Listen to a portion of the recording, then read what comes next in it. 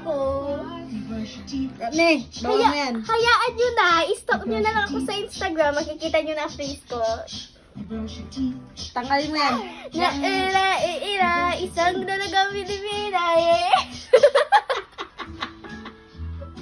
So, ako po yung bagong ninang ni famous ako.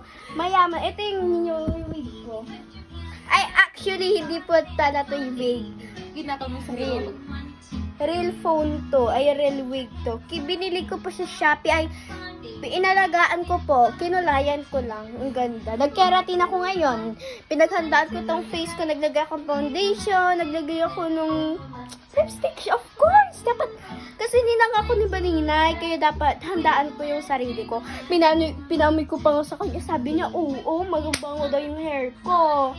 Yan mga beshi ko. Tingnan mo, oh.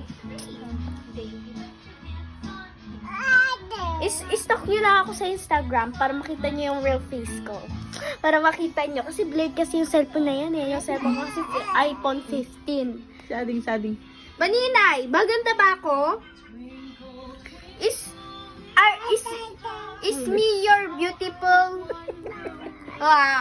Is me your beautiful? She said Kunin mo siya. yes. Maninay, are you beautiful? Kunin mo siya. Maganda ba ako? Hindi daw. Amoyin mo nga yung hair ko. Mabango ba yung hair ko? Hindi daw.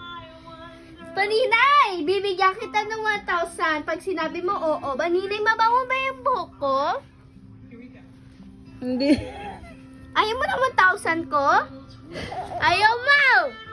Ayaw mo!